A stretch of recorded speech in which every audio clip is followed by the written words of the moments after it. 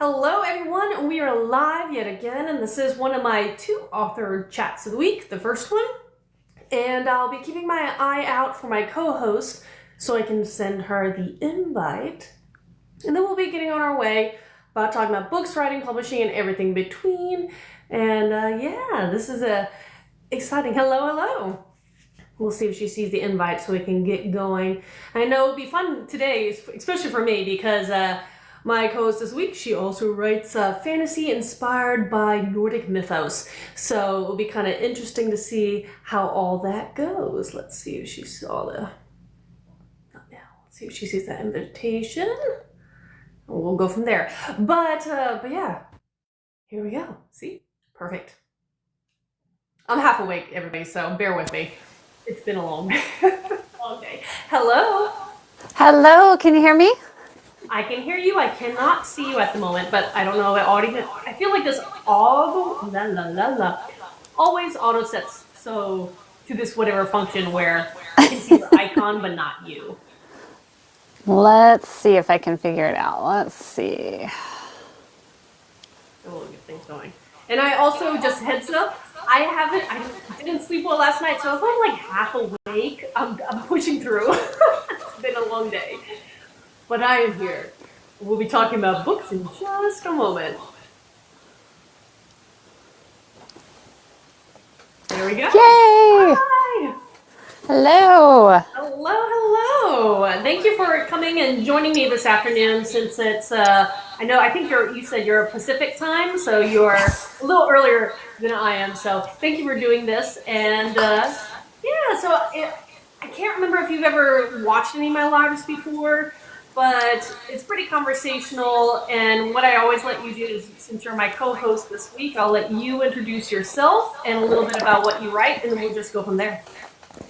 Okay, I know this is my first live with you, so I'm really excited. Thanks for inviting me. Of course. And I'm Heather McCorkle, and I write Norse-inspired fantasy, paranormal, and I also write a little bit of historical fantasy, as well as I have a young adult series that I wrote a while ago. That sounds like fun. When you were describing, you said you had the Norse one. Is that the same as your PNR, or are those all different categories? Because I have multiple series, and they're all very different, so I understand that facet. Awesome. I know so my Norse series is paranormal with very heavily based on Norse mythology. And it's probably my longest running series right now. I'm going on, I think, 9 novels there. Wrapping up the last one, writing it right now. And then I also have historical fantasy based on the Fae, but set during the time of the American Civil War. Oh, that's a fun time period to kind of put that together, because when people usually talk about Fae, I either think modern day kind of urban fantasy, or I think a period, back in almost like the Celtic era kind of side of things. So it's kind of fun to mix that up in a different time period than expected. But let me go with your Norse book, because we both write at least one series inspired heavily by Nordic mythos. What got you interested in that particular mythology? What kind of caught your eye or attention for that particular one? Well, that's a really good question. I've always been fascinated with Norse mythology, and I'm very, very much into the lore and the history, all the different sides and facets of it. And I knew I wanted to write a werewolf story, but I also knew that my main character was going to be multicultural, like extremely. She is half Cherokee and she's also half Swedish. So I thought that, this is perfect. This is it. It just kind of all came together with that character.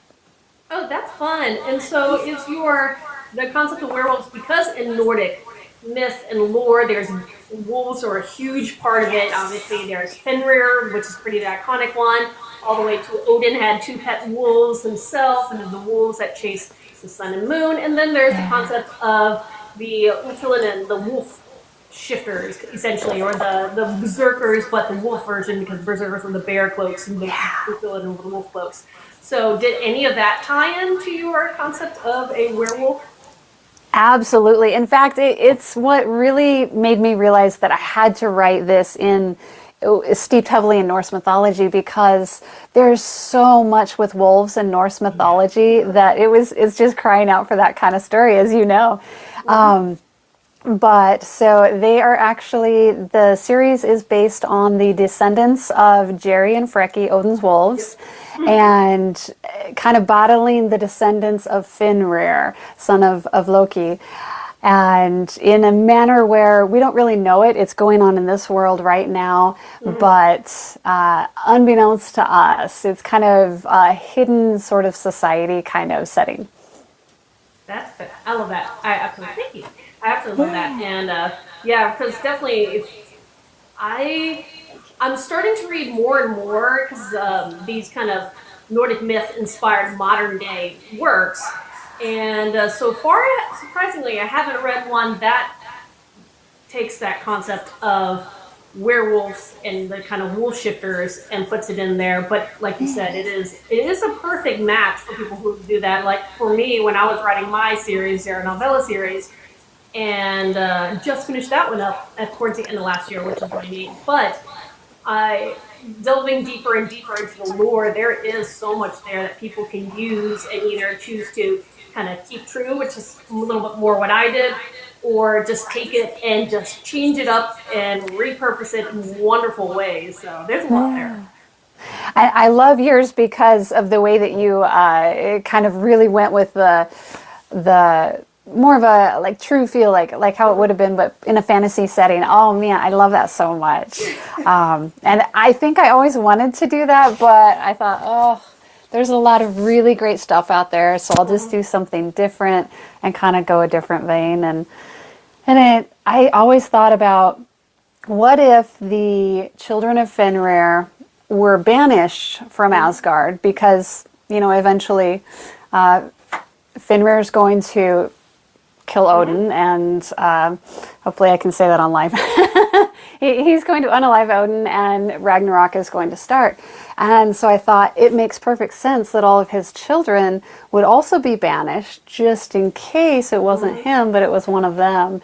And so that's kind of where the mythology background of mine sort of came to life. I love that. And so you're talking about your series working on 9 books.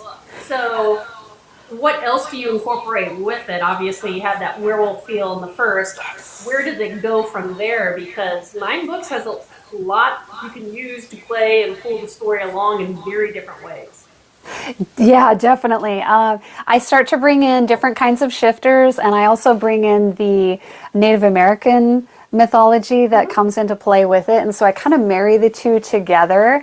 And so you'll find a lot of different things like skinwalkers and I really kind of dive into some of the coyote theme and just a bunch of different totally off the wall characters, things that I imagined the 9 realms might hold. I kind of bring those in. I love that. I absolutely love that. And it is fun to see when people take different myths or different legends and lore and puts them together. American gods. I don't know. I know some people aren't really happy with it right now, but as an example of multiple mythos put all together, thought that was an intriguing thing. And I've done both, obviously. With my retellings, I kind of keep it true to one thing, but then all my other fantasy, I do pull from various lore. And it is fun to see, what if you had some entity from this part of the world meet this kind of entity, and see how that goes. Absolutely, yeah. And I think that's where it's just so untapped, and there's so many different possibilities and directions to go. That's where it's really fun. Oh, yes.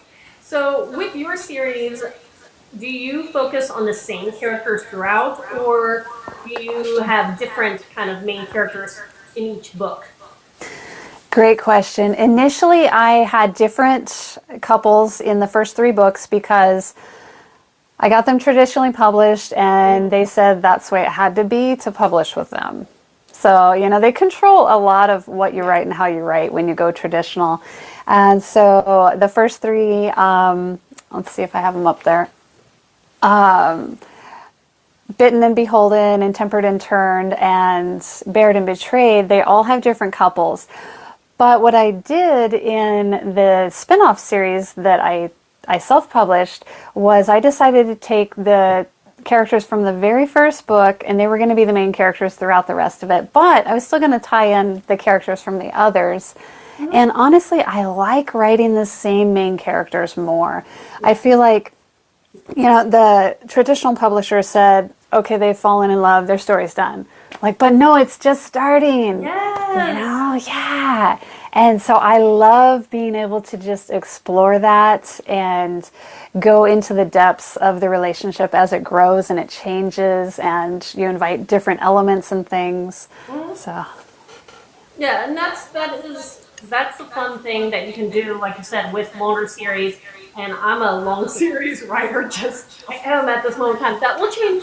I have some shorter stuff coming out in the near future, but I do tend to just really love long series. But part of that is because once you get in the head and really kind of get to know these characters, it's interesting to see, okay, maybe the ended here in book one, but what if then we shake things up and see how they evolve and maybe cope with things differently and they change, and you can have, I think, more of a dynamic change long term when, because you have that time to delve deeper into it. So I get that, and it is fun to play with your characters, write them long term. well, plus you fall in love with them and then you just have to abandon them and you're like, but no. Yeah. And no matter what, whenever you do end the series, having to say goodbye to the ones that made it, it's hard. Exactly right. Okay, you deserve some mild bit of happiness. I guess I should just stop. I should leave you alone, right? Oh man. But yeah, so you also mentioned that way back. I don't know what that means, but you started writing a YA series. I also am one that I have my adult series, new adult series, YA series, and they're very different, like I said at the beginning of this. But what made you do the changeover from YA to what you're kind of focusing, I'm assuming, a little bit more of an adult audience now? Well, it was actually the YA series. I kind of followed them from age 16, in each book they progressed a year older. And so finally, by the time I finished writing it, they were basically adults. Yeah. And it just got me really kind of interested in writing adult. And that was what I always wanted to write anyways. And again, traditional publishing convinced me, oh, you should write YA. It's what's hot right now. And I loved it. It was a lot of fun. It was a really good learning experience for a genre that I wasn't really familiar with at the time.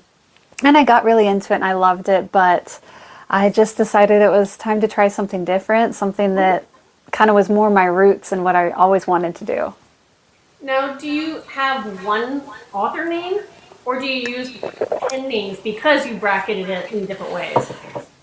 I just have one author name because at the time that I wrote my YA series, my readers kind of grew with it, and then it was a couple of years in between, and I thought, well, I don't want to basically reestablish my entire platform all over again under a different name. It's really hard.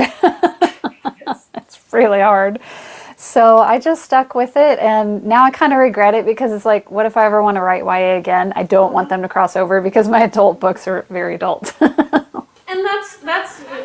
it's that hard decision to make as an author, because if you do choose a pen name, you really do have to take on like a persona and keep things a little different. Now, I have seen authors have one website and they're like, here, choose this, click here, choose, and they do that. But outside that, it is separate or double the amount of socials that you're on and everything, because you're promoting everything. And for me, yes, that feels very overwhelming because I'm already trying to do all that. Yeah. And I did choose to keep my same name so far. Marketing for it makes it that much harder because you have to really try to explain, this is clean fantasy, family friendly, YA. You can start on the younger teen side. Don't do that there. Don't go there. Don't do that. Exactly. And just for different reasons. I don't really write the romance side of things, but I do write the darker, grittier kind of commentary and action Definitely. scenes and stuff. So still Yeah. wouldn't advise for a young child. No. But yeah, it's one of those things, and some authors can figure out how to do it all, and that's great, but it is an extra effort.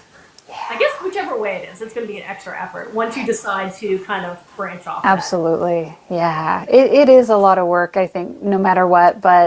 And who knows? I've had people say, will you ever go back and write YA again? And I might. I did enjoy it. And there are times when I do want kind of a softer side of things. And it would be kind of nice to write something like that again. Oh, yeah. And it's, if you have that ability, energy, and that idea, why not? I mean, yeah, it's absolutely it's your oyster. It's really yeah.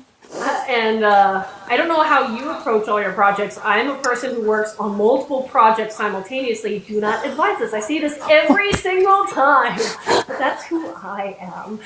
So if you, I don't know how you approach projects. If you try to work one series from the beginning to end and just stick with it, or you're like me who splits hairs. It's hard. I tried really hard to do just one series from beginning to end, and you do get distracted. You're like, ooh, there's a shiny new thing, and I really want to do that too.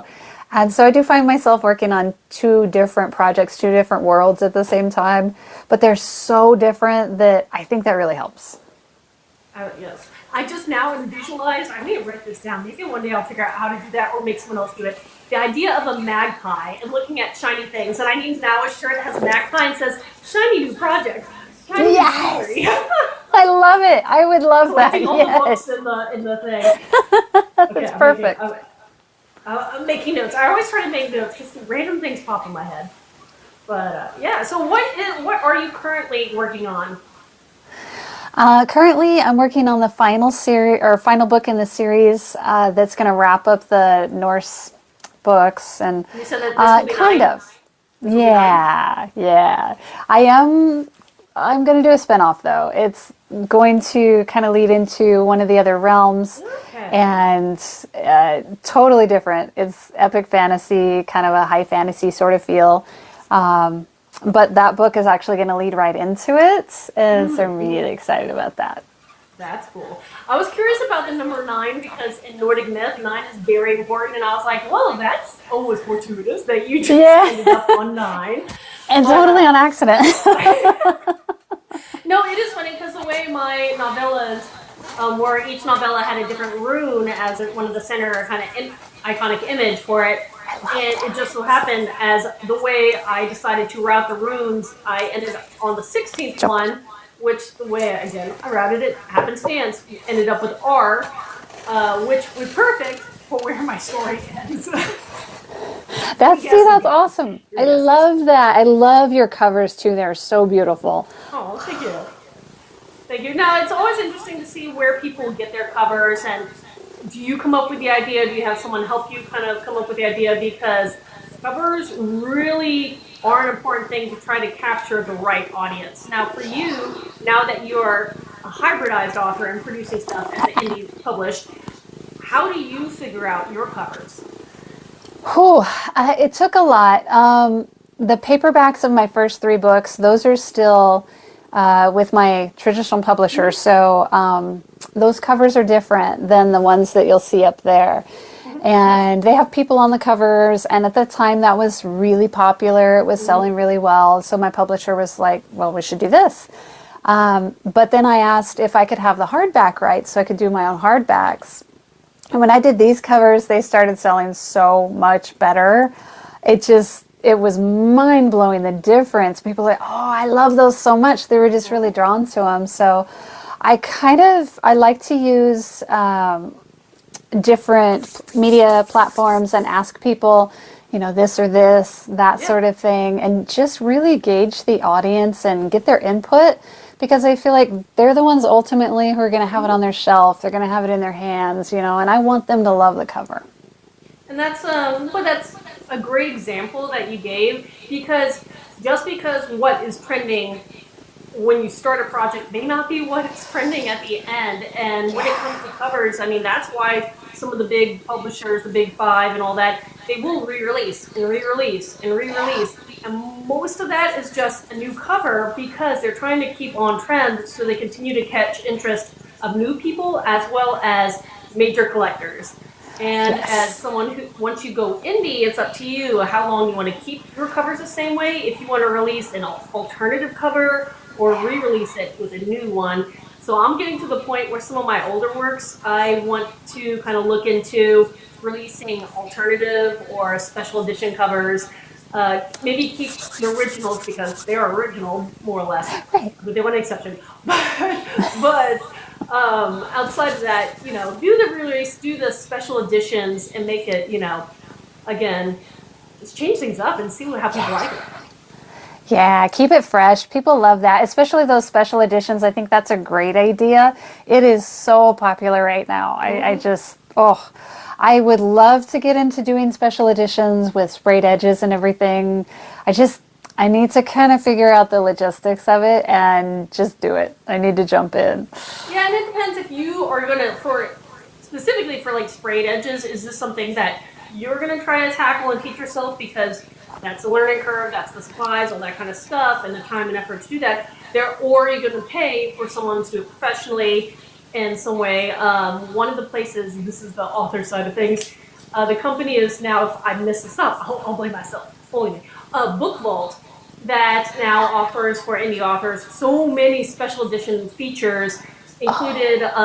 They do have some that are kind of sprayed edges, but then they have this printed edge feature that I think they are releasing this year at some time that hasn't already released. And the cool thing, this is what blows my mind, and now I have to figure out how to do this, is if you have a series, especially a completed series, they will put an entire image on your... I love it. Yes, that's what I want. Wow. Okay, you said Book Vault, right? Book Vault. Okay. And the trick is, if you're in the U.S., as we seem to be right now, the trick is not all the features they offer, because they are a UK company, are on the US side of things. If you're okay with doing the shipping, you get all the features. That's what a lot of the US people do, is actually order from the UK side because they get all the fun features. And then they just ship it in here. So if they're running something like a Kickstarter, they just, put that in their adjustment prices. Okay, so that's a really good tip. I may be doing towards the end of the year, and since my Viking fantasy will have been complete, I kind of want an alternative something with maybe a scene or images of either the characters or the creatures and entities that they come across. Just again as that alternative cover with maybe something really cool tucked in. That would be amazing. You should do it. Definitely. We'll see. Energy, time, budget, sanity, all that kind of stuff. But I know, right? That is a tentatively, mildly hard goal. I don't know where it is. Oh, I know the feeling. It does come down to those things sometimes. You can always do like a Kickstarter, though. I see a lot of people doing that. Yeah, I would fully intend to do something like that in order to launch it. But actually, that makes me think, what kind of author goals do you have in the next year or two? Is there anything that you want to try that's a little different outside of just publishing, or anything that you want to expand into as an author? Because we all have like so many ideas that hit us. And yeah, that's a good question. Well, I don't know. I mean, obviously, finish the book I'm writing and then jump into epic fantasy. But I also have some steampunk fantasy that I really, really want to get back to, that I wrote a while ago, and I want to rewrite them and make them fresh and kind of relevant to today. I'd love to do that sometime, but we'll see. Hopefully I have the time. Time is the big thing. Time is definitely the thing.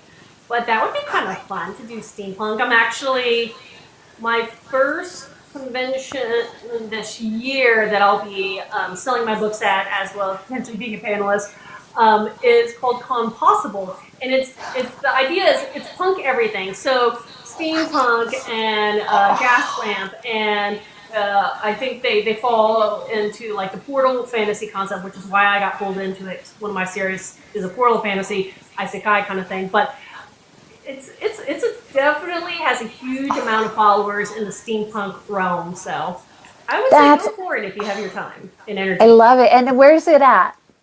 Calm Possible is held right outside Atlanta in a place called Wibell. And so this time every year. So definitely. I'm putting that on my list because that sounds amazing. I love it. There are a lot of events. Do you ever go to try to do face-to-face events, be it just one-on-one book signings or other events? I do. Actually, I went to Florence Festival of Books last year and I loved it. I would definitely go back. It's on the Oregon coast, so it's a lot of fun. And typically in September, so your chances of good weather are pretty good, but it is the Oregon coast, so it's not 100%, that's for sure. So I'll definitely do that again, I think. There's something called Fairy Revelry, and that's local to me as well in Central Oregon. Sounds like a lot of fun, and since I do have the Fae books, I might get into that. We'll see. But I'm always open to other events and ideas, so I love to hear about more of them. Yeah, well, I was going to say the big one, if you want to jump to the big one, is the Dragon Con down here, and that is the big one. Outside of that, they taper all the way. I've been to some that are very young and new and petite and small, and all the way up to Dragon Con level, which can be overwhelming. It's kind of like Comic-Con here in San Diego. It's just like, it is our side. All right, East Coast Comic-Con is then. Yeah. But it is wild. But yeah, no, doing events like that is a lot of fun because it's so nice to be able to talk to readers and that face-to-face interchange. If you are a person who likes that thing, I'm an extrovert. I like to talk to people. Yeah, I do too. I love it. And it's a good way to kind of get your finger on the pulse of how people are thinking and feeling and what they're reading, what they want, what they don't. So yeah, I do love it. So actually going back to the beginning of writing, what made you decide the first day? I don't know which particular work was your first book, but what made you decide, I'm going to write a book? Well, I was really young when I first started writing. I was 12, and I think what made me kind of want to write was I didn't like the way stories ended, which is crazy. I was like, no, I want that character's story to keep going. So I started writing, and obviously that went right out the window because, now stories end how they end, and they're not always happy. But yeah, so I started writing way, way back then and didn't publish though until many, many, many years later. Yeah. But which was a good thing because I needed a lot of work. It's fun to hear people who kind of always had that storytelling spark in them. I know I was that.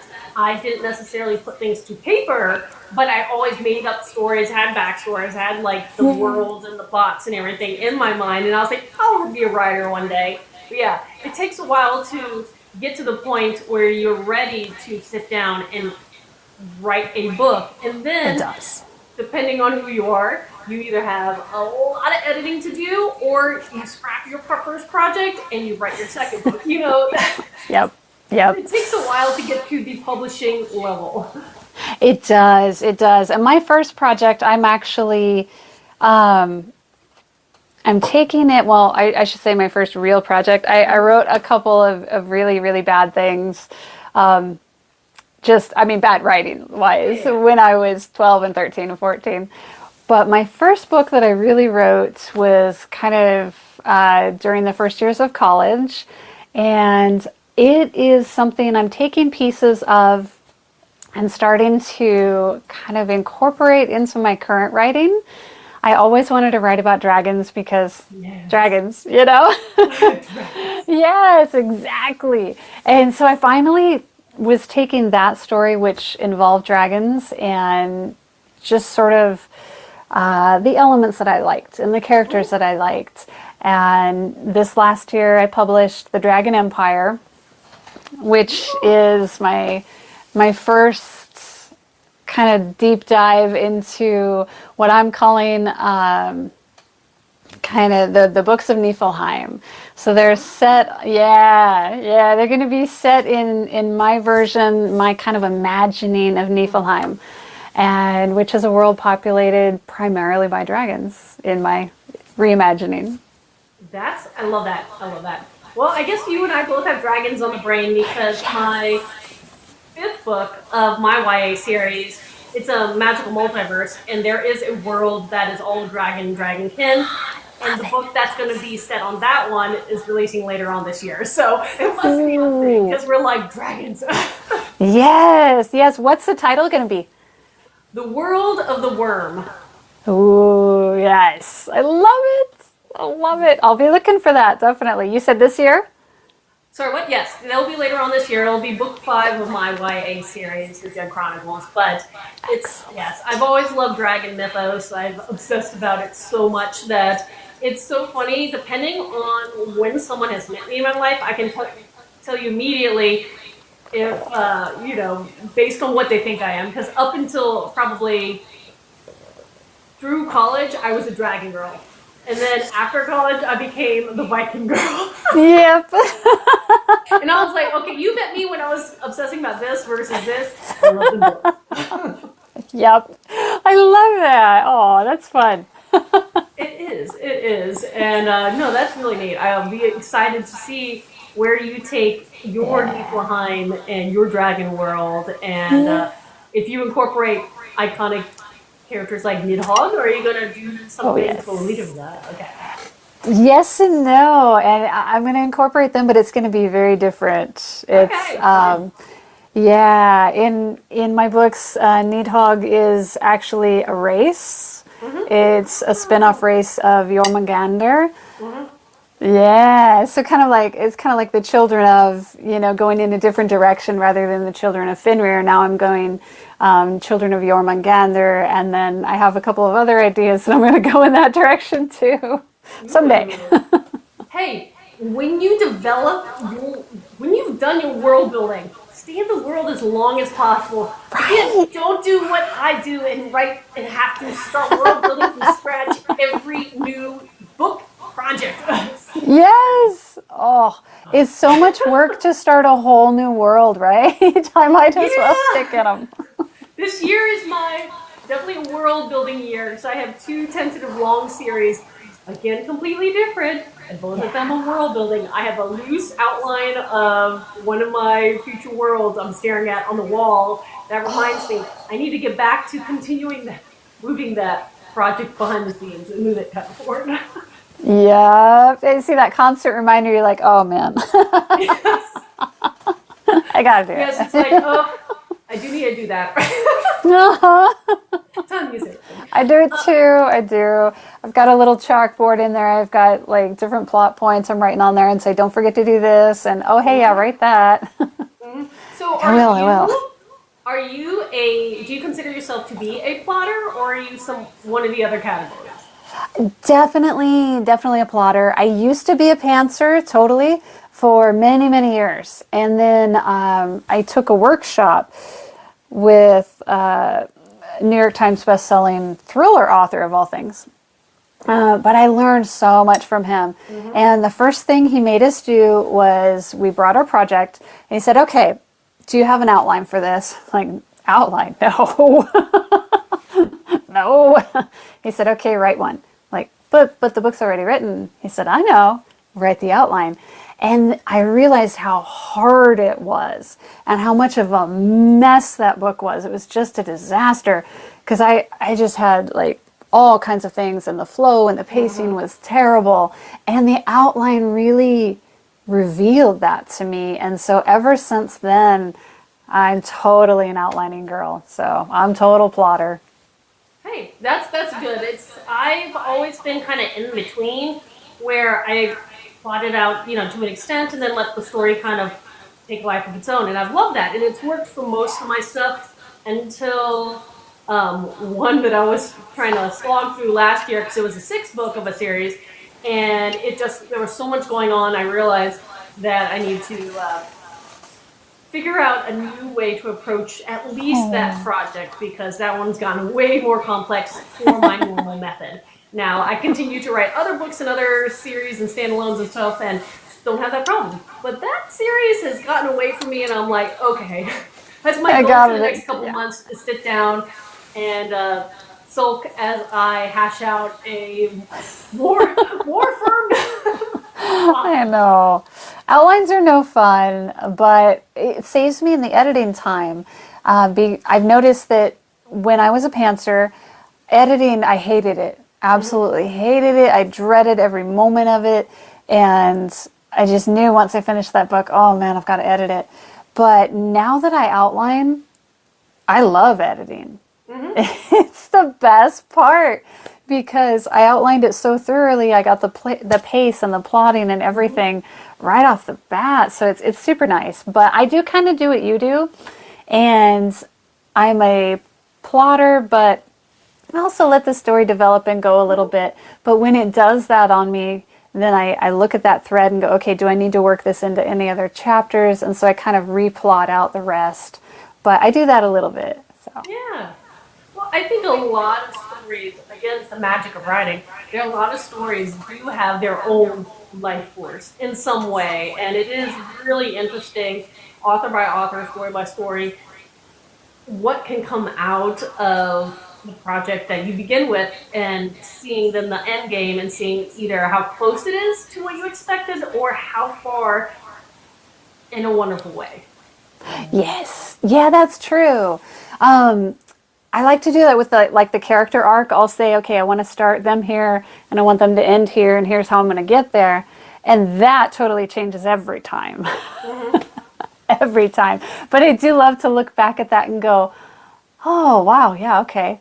I totally had the wrong idea on that character, or yeah, that was pretty spot on and I stuck with it. So, do you ever try to do some kind of visual boards of what your characters look like, or do you have it kind of just in your head the way you need to, that you don't even need those kind of Pinterest boards or physical idea boards in your room? Or I used to love Pinterest. I think I've just gotten so busy that I got away from it. But yeah, I loved it, and I definitely do that now because I like to do character art to put with the books when I sell them. And then it does give me kind of sometimes I'll do it before the book's done, sometimes not. But when I do it before the book's done, it does help. It's like, okay, that was actually really helpful. So I like doing that. That's fantastic. That's great. And character art is something that I know I need to be more proactive about getting and bundling, because yes, it matters to a lot of readers. They love that either as a bonus add-on because I sell direct, so giving them something special when they buy directly from me is, it's a perk I want to do for people. And it's also really neat to see your character come to life in some kind of, again, even if it's a 2D form, just a visual form.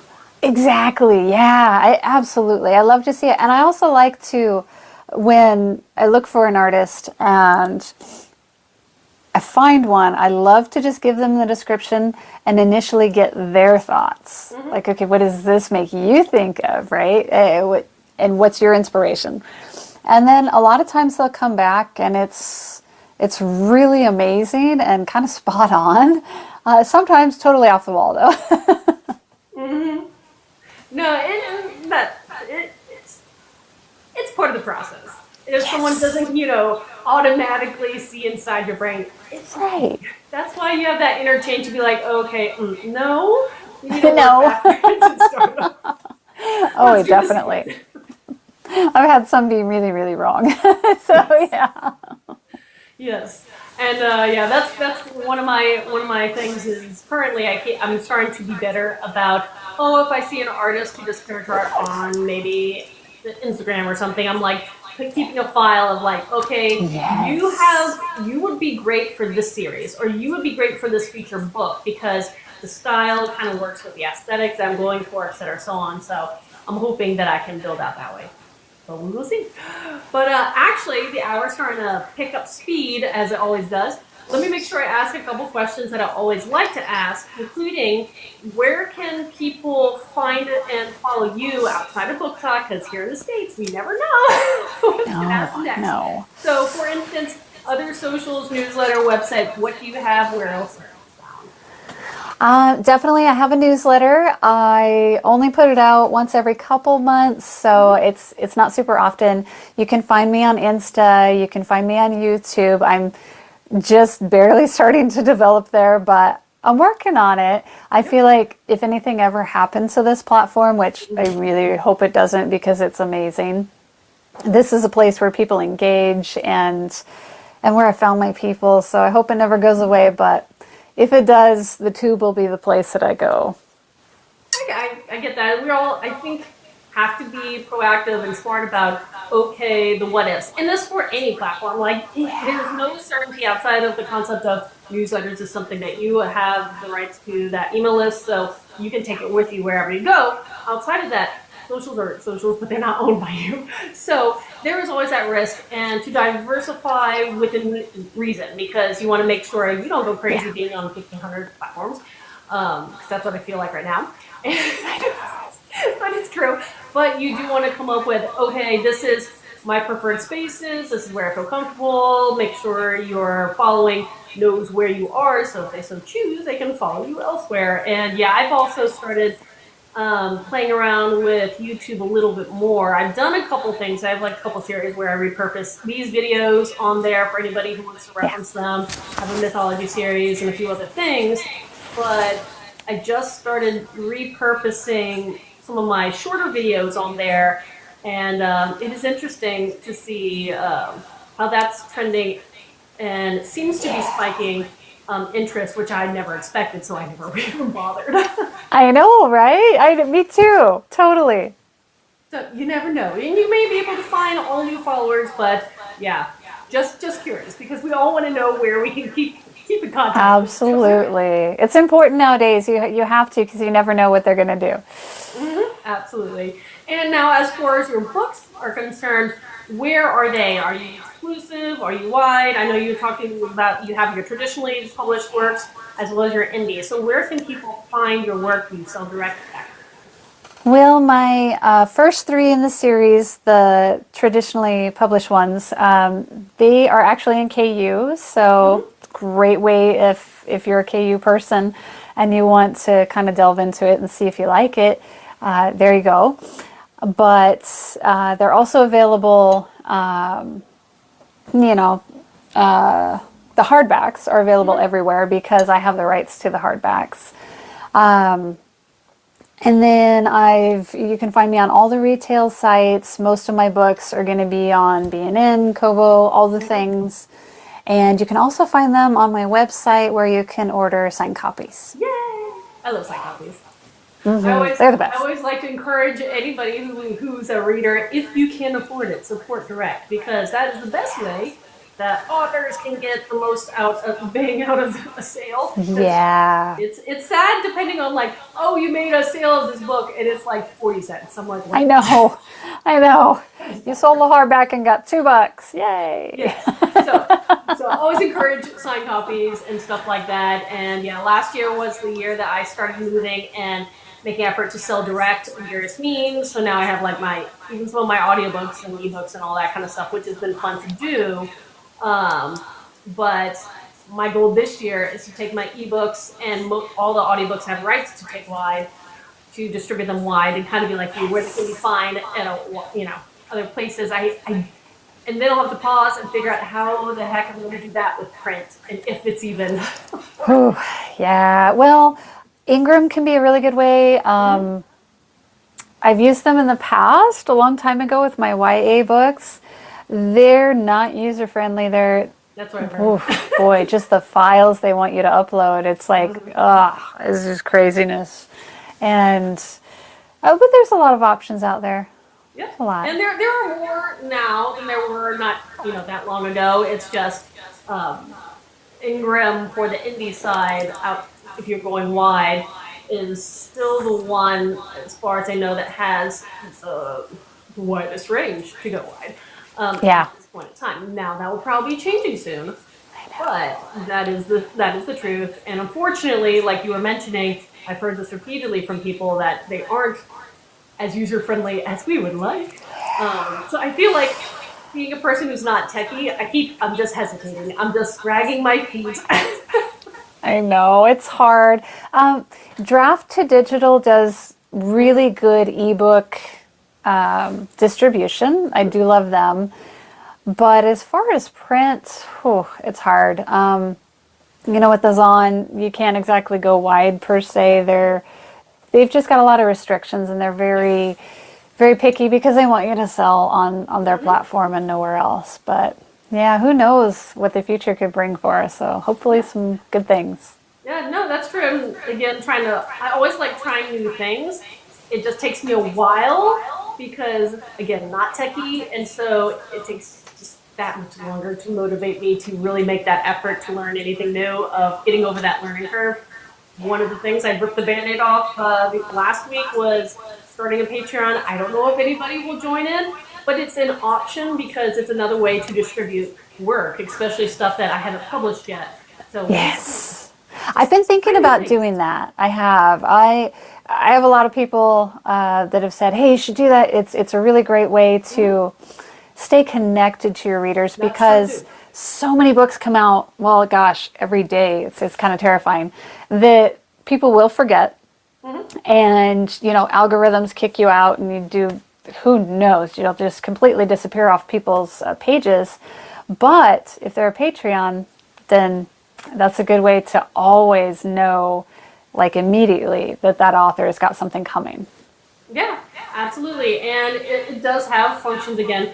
The new at this, we'll see if anybody joins on, but there are options to create chats, and so you can have discussions, especially if you're releasing stuff as you write, or like me, where I'm releasing a chapter a week going forward that I've already kind of preliminary edited wise and got the copyright for, but like it is, you can have that community feature and aspect on something like that, which I've never used Patreon before, like as a reader, so I didn't know what to expect and what capabilities there were until I started doing the research.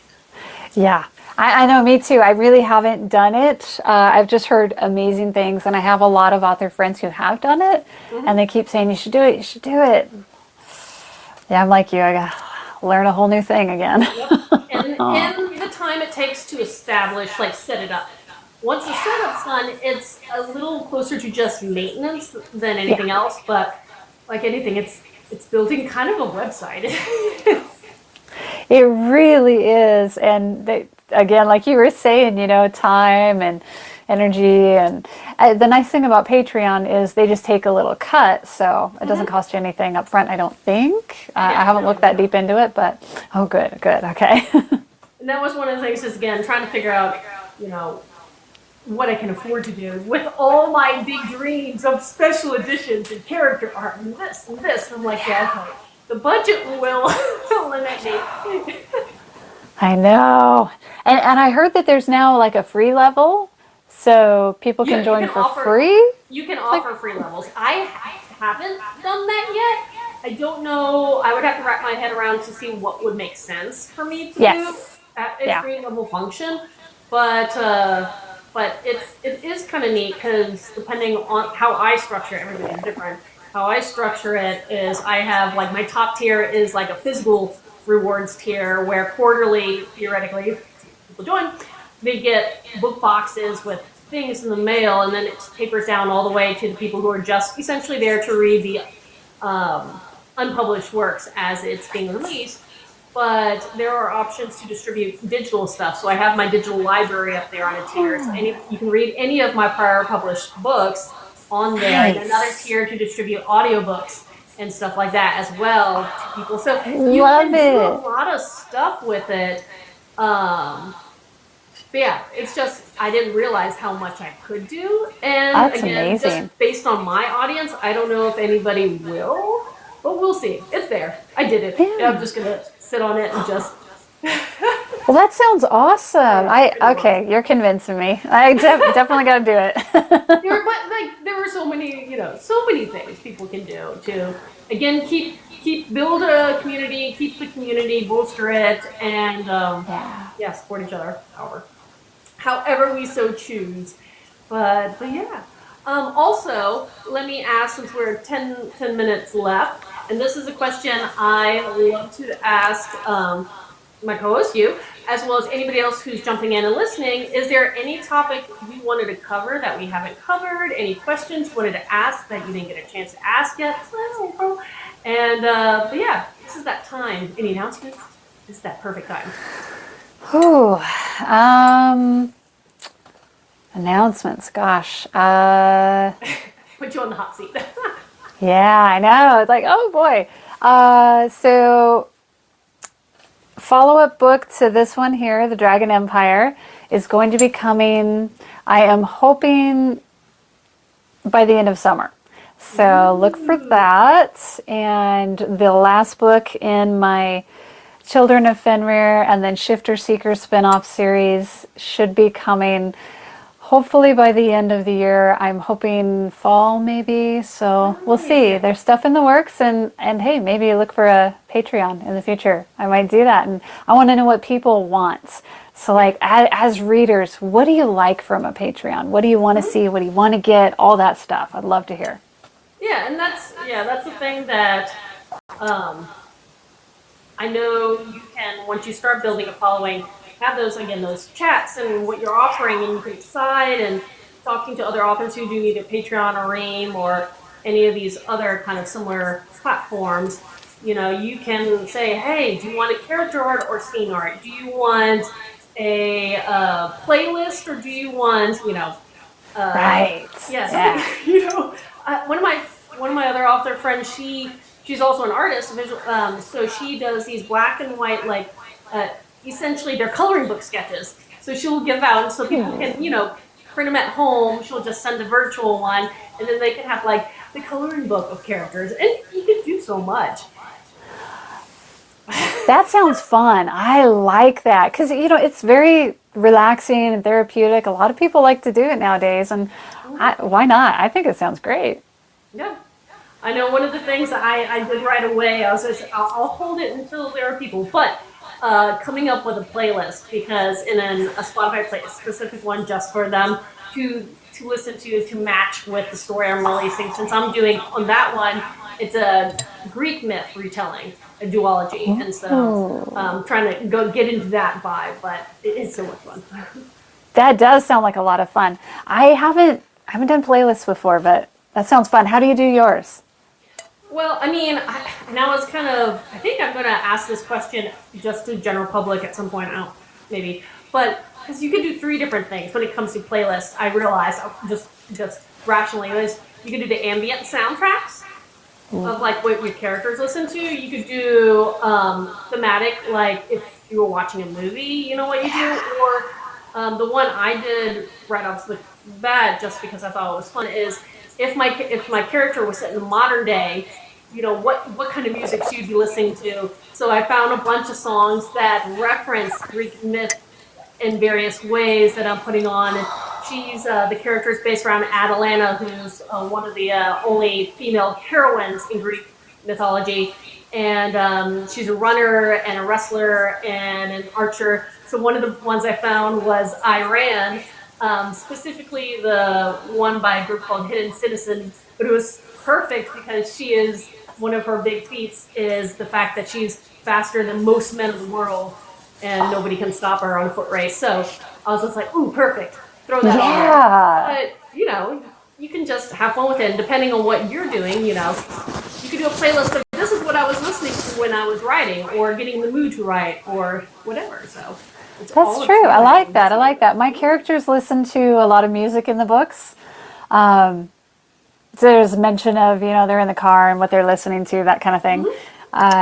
So, yeah, I could definitely spin off of that for sure. Yeah. Thank you for the idea. I actually talked to one author who loved her playlist idea so much that she figured out, which is beyond me, on the pages they would say, turn on this song. Wow. And so then someone could listen, okay, I'm going to listen to a song, and it was like, this is the song that either my characters are listening to or what I was listening to when I was writing that scene. and she had it sync up in some way, and I was just like, that is so neat. That's brilliant. Not my I love original it. idea, but I love that idea. I have no idea how to do it either, yeah, but but I do love it. Fun things, definitely fun things. But no, that is exciting that you're about to finish up your 9-book series. That's a number. That is a respectable number. Yeah. And one question I do want to ask you is, how do you ever set, or are you a person that sets a page count or a word count? Say, this is my weekly word count. This is the weekly or whatever. Like, how do you set your goals? I try to do 1,000 words a day, 5 days a week. I try to take 2 days off just to let my brain rest and kind of do a little bit of brainstorming and just kind of letting my creativity run free. I don't always make 1,000 a day, but I try. I come pretty close most days. Well, that's the thing is, like, if I'm goal oriented, and even if you don't successfully hit that goal, just having it there does help motivate you. And you just have to also be okay that if you don't reach that goal, you're not going to sulk about it. Just say, tomorrow's a fresh start. Let's do it again. And exactly. Yeah. There are days I'll write a lot more, and some days, like, I am just fighting to get out 500 words. Absolutely. And also, for me, it depends on the project, and or depends on where I am in the story. Because there are definitely certain sections that just flow so quickly, and then there's sections, for me, it's always like the setup for an action scene. That just like, okay, I have to get through this to get to the fun part. Yes, me too. For some reason, I thought I was the only one. The setup for action scenes is just like, I slog through it. It's like, oh, I gotta do this again. It's true. It's not always my favorite cup of tea. I don't love it. I don't love it. No. Oh man, no, that's fun. But okay, so oh man, I had a question for you and I just drew a blank. For people who are interested in your Nordic series, we talked about Fenrir for your main series and the Children of Fenrir. Are there any other iconic characters that people should expect, or are you trying to keep it a little more on the obscure side of Nordic? A little bit of both. A little bit of both. One of my main characters, she is the chosen of Frigg, who's wife of Odin, and she's given the ability to seek out and find shifters who are kind of, they're newly bitten and they're on the verge of madness. And she has this amazing skill to be able to help talk them down and help talk them into accepting their shifter side. And the other main character, she's the chosen of Odin, and her job is the tough one. If they lose their battle with madness, she's the one that has to unalive them so they don't go around, on unaliving sprees themselves, which is what they do when they go mad. So you do see a little bit of the gods in there. You see Odin and Frigg and others as well. They don't talk to them directly, but they certainly, there's a little bit of moments and such where you can tell that they're communicating with them in some way or form. And so, yeah, you will see some of the traditional characters like that, but for the most part, really, it's descendants of. Yep. No, I like that. Now that I'm doing my second kind of mythos retelling, it is very different from my first one, because my first one, I held off purposely introducing the iconic Odin, Thor, Loki, all those characters till the end, because I wanted you to immerse yourself in all the 9 realms as you're scrolling to kind of, before the end game. But the Greek one, they exist. You talk to other people who have physical interactions with the pantheon deities, but my main character, for whatever reason, I have a reason, but for whatever reason for her, she never sees her patroness necessarily face to face. She may see it something like a shadow or something, so she knows she's there, and she hears that they're out there, but there is this always kind of self-doubt debate of why haven't I been able to actually have that one-on-one where all these other people seem to do it, why not me kind of thing. And I thought that I've just been having fun with kind of that tease. It's like, they exist, they're there, you just may only glimpse something in the distance kind of thing. Yes. Love that mystery. For someone getting into reading your works, you have so many options now, and I know a lot of them are based in and around this bigger cosmos that you're building out.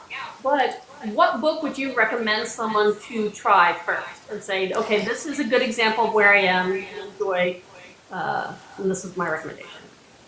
Completely depends if they like historical fantasy with fae, or if they like epic fantasy with dragons, or if they like the paranormal set in the here and now. I would say, 3 very different things, and honestly, you can start in any of those.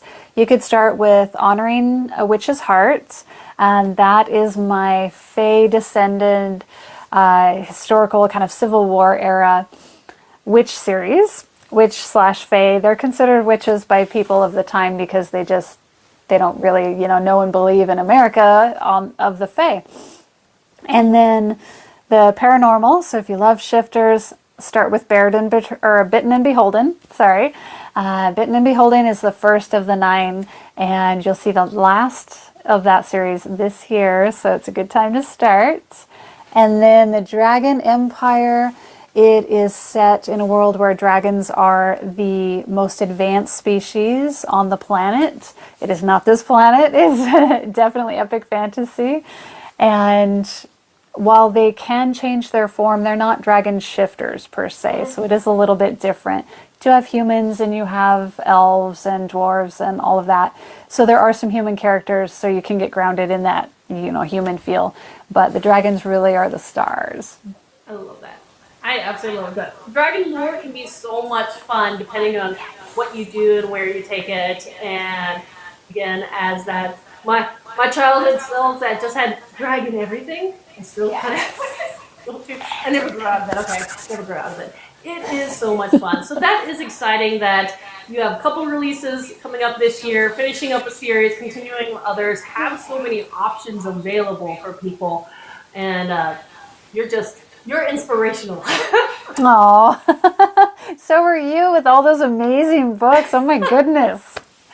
Well, thank you. I don't know. I don't know if I'm inspirational, but I do get inspired by talking to so many fantastic authors like yourself. And so also, since we're hitting that end of the hour, I do want to thank you for coming and talking with me and getting to kind of hear a little bit more about all your projects. Yes, Heather stories you got a shout out. Heather stories are amazing. That is, again, anytime I see that where it's just the readership and fans and followers support, I love it. That's great. Thank you, Leslie. And thank you, Katharine, for having me. This has been so much fun. It's been way too long since I did anything like this. And of course, I love connecting with authors who've got another Norse-based series. Yes. That's so awesome. Hey, if you ever want to do some kind of group giveaway or something, it's kind of fun to do that thematic kind of Nordic stuff, let me know. I don't know if I have the energy to put it together. Put that idea out there. But yes, anytime also you want to do another one of these, I do plan them in advance. As long as we have this platform, I'll be here. If not, it'll be either IG, YouTube, I'll find another place kind of thing. So. Sounds good. Yeah, let's definitely do it again. I loved it. Perfect. And thank you for everybody who's come and listened to us this past hour. And hope you guys have a wonderful rest of your week. Bye. Bye.